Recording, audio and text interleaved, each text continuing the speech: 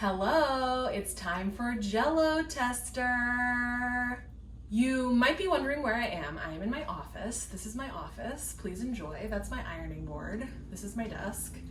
This is the thing that I normally roll into our kitchen to put all the stuff on because it makes it easier to do this. The reason I am in my office is that our HVAC thing is making a very loud noise. I don't know why. And when I texted our maintenance man about it, he just said, okay. That was the whole message. He's lovely. I got a suggestion from Laura, Finn's mom, chocolate and candy in the Jello. The problem with chocolate or candy in Jello is the opposite problem that we had with the jalapenos. The candy will sink. It will. So what I thought I might do is combine two of my favorite flavors, chocolate and cherry. We're gonna make this a creamy Jello. I'm keeping it real simple this week because you know what? Sometimes you just need to keep it simple. Milk, Hershey syrup, original black cherry Jello. The experiment this week is instead of using water to make the Jello, I'm just gonna replace it all with whole milk. Whole milk is the best kind of milk. Sorry, deal with it. So I was like, how can I distribute the chocolate throughout the entire Jello experience? That's where the chocolate syrup comes in. Basically, I'm making chocolate milk that I then put cherry Jello in. Is it gonna work? I don't know, I hope so. I think it might be good. I know I say that a lot, but I'm very optimistic. All right, we got our hot white milk. I have my cold chocolate milk. Here I have my cherry Jello. Let's see what color this turns. It's beautiful. Ooh, oh no. I don't know what's happening. It smells, it smells strong. Okay, well, I think there's a reason that you're supposed to use water instead of milk. Do you see these clumps? I don't know what they are. Tastes like cherry candy. Here's my chocolate milk. Oh, So what I did with the chocolate milk was I squirted some chocolate syrup in the measuring cup and then I filled the rest of it with milk so that the liquid proportions would be correct. Okay, I thought this color was gonna be a lot worse, actually. It's kind of a nice, it's just a nice brown.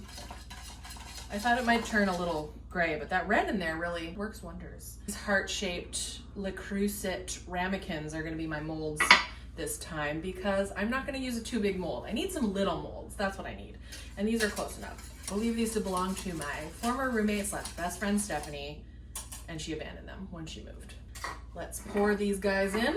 And then that's it. And we'll just come back later and see what's going on. Yeah, there's still just like a lot of chunks. So maybe in the interim, I will look up what the science behind this chunky Jello milk is. Never say the phrase chunky Jello milk. I'm sorry. I'm so sorry. Hello, I'm back with the milky Jello. And it looks terrible. So I did a little research in the interim.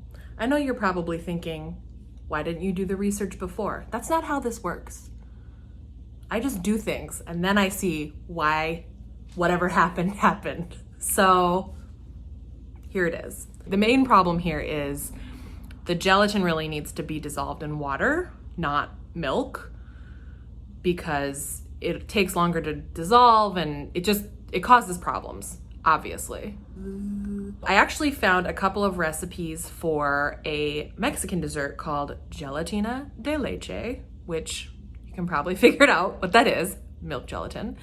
And there's this like beautiful picture of this beautiful white, smooth gelatin dessert. I think I probably will try it at some point because it sounds like it's sort of a horchata in gelatin form situation, which that sounds delicious.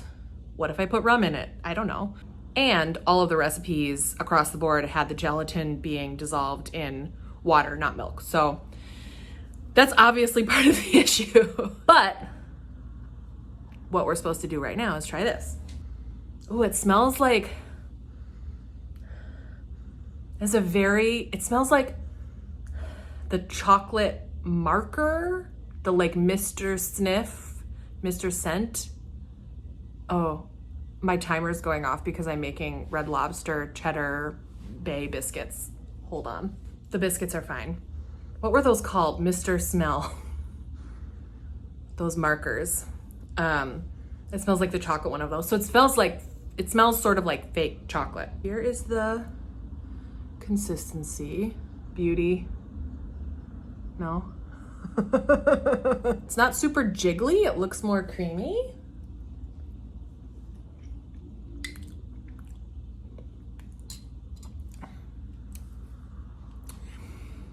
The texture is a problem. Although, I guess if you like rice pudding or tapioca or whatnot, it's not far off from that. Yeah, it's really close to rice pudding. The taste is good though. I mean, I'm someone who loves Hershey's chocolate syrup, and that flavor is very strong. The cherry's in there, but it's sort of in the background. It's almost more like a mousse than a Jello because of the creaminess. It's pretty good. Pretty good. No surprise there, I liked it. Even with the weird chunky texture. I wouldn't, make this again, but I am intrigued to make another milk gelatin, maybe with a condensed milk, maybe with a evaporated milk. Lots of options. I have powdered milk because I read once that if to get a really thick, like restaurant style milkshake, if you add some powdered milk into it, it makes it thicker and creamier. Okay, the biscuits are really done now, so I'm gonna go, but I love you all. Bye.